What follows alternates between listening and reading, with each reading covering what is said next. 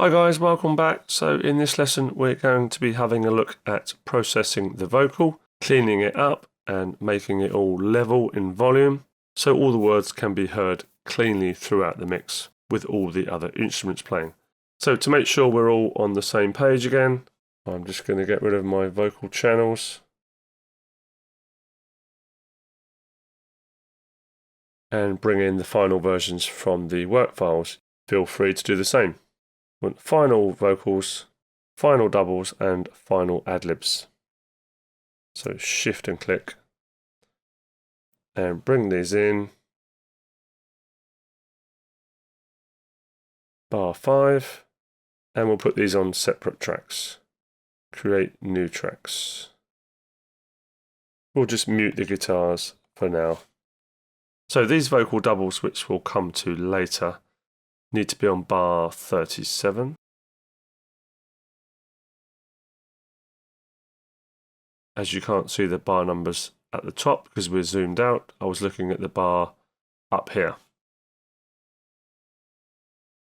Okay, so bar 37. And it just gives us a little bit of thickness in the vocals a bit later on for our finale. And you know by now that this is the section with the most energy. So we've thickened out the vocals with some doubles here. So let's mute our ad-libs, let's mute our doubles. We're just working on the main vocals at the moment. And we've got a gap in here for chorus 2. Let me just make that bigger. So we need to copy and paste our chorus vocals over to chorus 2. Let's zoom a little bit. Now the best way to copy and paste a section is to use the marquee tool. So we're going to come up to here and choose marquee tool. And we want this chorus section here in purple, so 25 to 41. So let's draw a selection. And it's just snapping where I don't want it. So just put that back. Let's turn snap off and draw a selection around our chorus vocals, like so. And we'll option drag. Let's just get our pointer tool back. And we'll just option drag this in a second, but let's make sure we're on snap. Let's make sure we're on beat and also relative position. Snap regions to relative position. Because the vocal comes in slightly before the beat. Let's option drag this over, which means copy. I should have zoomed in a bit more perhaps, but let's have a listen. No longer will I feel. Okay, I've got that slightly too early. My mistake. No longer will I fear. No problem there. Just turn that down a bit. Just move that over, that was easy, and then we'll just move out the end of that audio segment there as well, and we'll just come and have a look at this end to make sure we're not chopping anything off. Again, we'll turn the snap off and just bring these out like that. So as you can see, we need to compress this vocal. Just a little reminder for you. Compression means turn down the highest parts, which in turn levels out the volume. And this is absolutely essential for vocals because otherwise, when you've got all the other instruments playing, then some words are going to get lost in the mix. So you need to really, really level it out. And it's just natural when someone speaks or sings that some words are louder and some words are quieter. That's just the human voice. It's very dynamic and there's nothing you can do about it at the recording stage, but you can compress it in the mixing stage. And you can see there's quite a bit of difference in amplitude between the verse, the chorus, and there'll be some odd words in there that will just be lost. It also has the effect of bringing the vocals up front, which is exactly what we want in this mix. We also want to tidy this up, so we'll get rid of some of the low frequencies that are just not required. Things like hum, knocking on the microphone, that kind of thing. We'll just have our vocals red. So let's get to it. Let's just bring up the EQ first of all and get rid of any low end that we may have. Some unwanted low end. Let's have a look. Well, it's clear, I don't know. So you see all this information down here. That's unrequired. The main part of the vocal is in the mid-range up here. Oh, where I'm going. And this is just good practice to get rid of this unwanted noise and rumble. So as we did before, make a steeper slope and then bring this point over. Again, don't go too far. And it's clear. Otherwise you get that telephone voice. Find my way. And drag up to make it steeper. All my life I felt like I have been dripping. So now we're getting rid of all that unwanted rubbish down the low end. Over every fear and thought that I don't like. So that's really, really good practice. Okay, so I've already explained compression, so let's do that next. We'll come over to click to insert audio plugin, come to compressor. Now I know we've already touched on compression before when we used the sidechain, but we're going to use the compressor now in the traditional fashion. So we would use the threshold and the ratio and the attack and release to flatten out the peaks of this performance. So my starting off settings for vocals would be a ratio of maybe 3 or 4 to 1. I quite like to have 2 compressors in a row myself, doing more gentler compression. Because if you really, really slam something like 8 to 1 or 5 to 1, 6 to 1, it can sometimes have a detrimental effect on the performance. So you have to be a little bit careful. So let's just maybe go 3 to 1. We'll adjust the threshold in a second once we press play. Makeup gain we'll do a bit later as well, because that's for bringing up the volume after the compression. Because you're turning down all the peaks, the overall volume will obviously be lowered. So you may want to bring up some makeup gain later on. And the attack is how fast the compressor goes to work. So this is the threshold here. Once the signal goes over the threshold, that's when the compressor kicks in and starts reducing it 3 to 1. If the signal is below the threshold, then there's no compression. And how long does it take for the compressor to start compressing?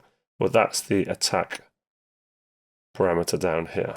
Generally speaking, we'll keep this basic, but very, very quick. You want a quick attack if you want to take away the very first part of the word, so the transient. If you want to keep the transient in there for a more punchy performance, like a rap vocal, for example, you want to have a slower attack, and then it will compress the rest of the word. And release is kind of the same. If you've got a quick attack, you generally want a quick release, and vice versa. And this is how long it takes for the compressor to let go of the signal or stop working once the signal falls back down below the threshold. Let's get this in motion. No longer will I fear to stand alone and roar. Now you can hear that we've got a lot of breath noise because compression levels out the overall volume. Therefore, you're sort of hearing more of the lower part of the signal as well. No longer will I fear to stand. Let's have a listen to that without the compression. We're focusing on the breath in between these two phrases here. Longer will I fear to stand. It's not quite so pronounced, but with the compression on, it's quite pronounced. That's not always a terrible thing, but we can just back this threshold off a little bit to -20. Once you've got all the other instruments in there, that's not such a bad thing. You can also cut those breaths out if you wish from the audio itself, but it's all personal choice. Some people like the breaths in there because it sounds natural. Other people take the breaths out, which can sound a little bit unnatural. It all depends on your personal preference. Let's just see how much gain reduction we're getting, which is this meter here. Stand alone and roar. No longer will I let my heart be filled. We're getting quite a lot of reduction here, -7. So I'm just going to back the threshold off. So the lower I have the threshold, the more of the vocal gets compressed. So I'm just going to demonstrate this. It's going to be way too much if I bring it down. Filled with war. No longer shall I fear a pain that is no more? So all them words are exactly the same level now, but it just sounds way too compressed. It's way too much. And obviously the breath is just, it's just way too much. So I'm going to back this right off. I'm even going to bring the ratio down as well because I'm planning to add a second compressor, an effect compressor, for a little bit of bite. It adds a tiny bit of distortion, which is great. If you don't overdo it, that is. No longer shall I wait outside. So let's put this in the mix and let's see if we've got any words being lost in the mix. And we'll get the volume right as well. Well, it's clear I don't know where I'm going. And it's clear that I need to find my way. Oh, my life, I felt like I have been dripping over every fear and thought that I don't like. That sounds really nice actually, and you can see where the compressor is dipping the signal. So in a nutshell, compression is like an automatic volume leveler. It saves you having to go up and down on the fader yourself. And something else to help you set or know where to set the threshold is if we just zoom in to the, let's just close this down a second. Let's get a bit more room on the screen. See, we've got some lower phrases here. So you want to set the threshold around about here because you don't want those lower phrases being compressed because they're already quite low. You want to set the threshold around about here to bring down these peaks here. Well, it's clear I don't know where I'm going. That sounds pretty good. Let's bring up the compressor. We can see what it's doing. And obviously we will need to hear what it's doing as well. Another little tip for you, don't just be fooled by the visuals, the lovely graphics on the screen. Make sure you're using your ears to get all these settings right as well. I know it's difficult as a beginner. That's another thing that will come with experience. Well, it's clear I don't know where I'm going. And it's clear that I need to find my way. Sounds pretty good. So let's add a second one. It's not absolutely necessary we add a second compressor, but what I might do is just back the threshold off that one, which will allow room for a second compressor. Now, if you want to give a little bite to this, I did try using some distortion plugins from Logic, because you might want to put a tiny bit of distortion on your vocal. It just helps it add a little bite and really bring it out in the mix. I just got a better result actually adding a Studio FET compressor with a tiny bit of distortion down here. But we're going to be very subtle with our choices here. So ratio quite low, threshold quite low, attack. The attack can still be quick and the release as well. So you can see down here we've got two compressors in a row. So we're trying to compress this vocal gently rather than slam it with one compressor. Oh, my life, I felt like I have been. Okay, so it already sounds like way too much. Bring down the output. We'll also go into the original compressor and back this off a bit. So let's have a listen. We might need to just turn down the signal as well. Here, I don't know where I'm going. And it's clear. Don't forget to keep bypassing whatever you do in your project from start to finish. Always bypass your plugins just to double check what they're doing. Hopefully we can hear a little bit of slight distortion which brings it out in the mix. That I need to find my way. Oh, my life, I felt like I have been dripping over every fear and thought that I don't like. Yeah, so to me I've got a little bit of crispness on that vocal now. Let's just see what the volume's like in the chorus. Longer will I fear to stand alone and roar. Okay, so that's now in the ballpark, and I'm really happy with that compression. I went into compression at probably a little bit too much there, but hopefully that's been useful for you. There's a couple of other things you want to watch out for with vocals. That's with EQ.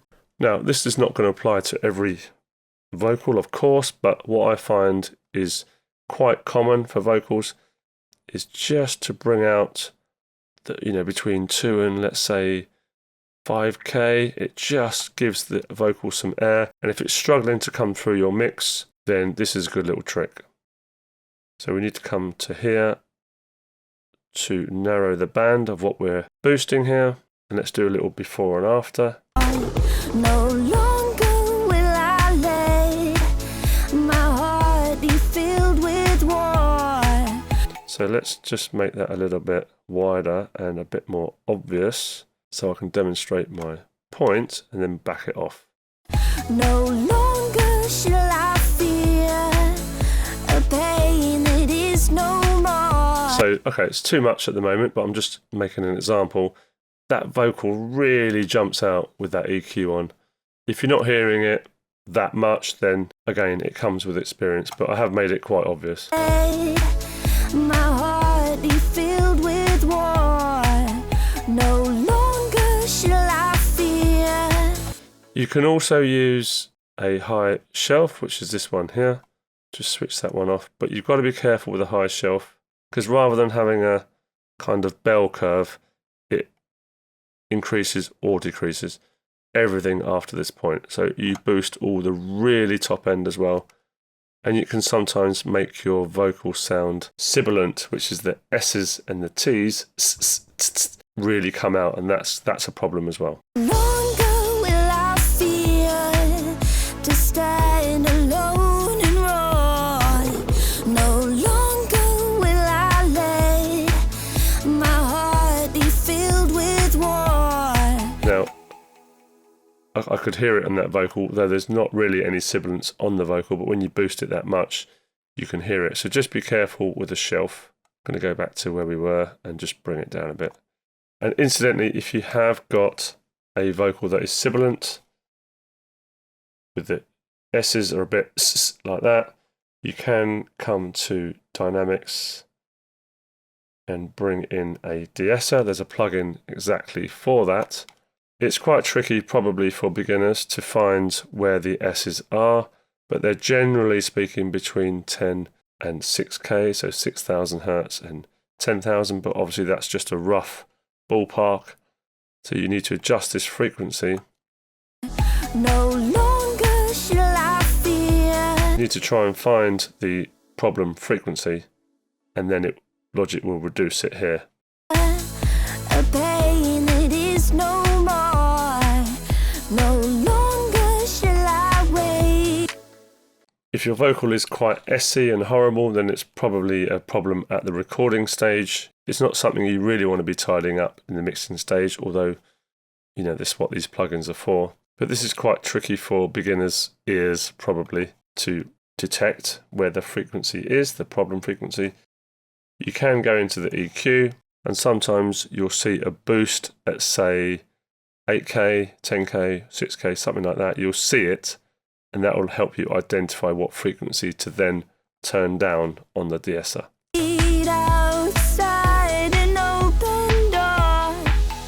You'll sometimes get a spike when she says an S word. But with the risk of getting too involved here for this beginner's course, I'm going to leave it there. And in the next lesson, we'll start adding delay and reverb to make this vocal really, really lovely and sit with its own space within the mix. We've leveled it out. We've got the low end taken out. We've leveled out the volume. Now we need to add the ear candy, if you like, delays, reverbs, that sort of thing. So another useful one there for you. Plenty of tips there, and I'll see you in the next one. Cheers, guys. Bye-bye.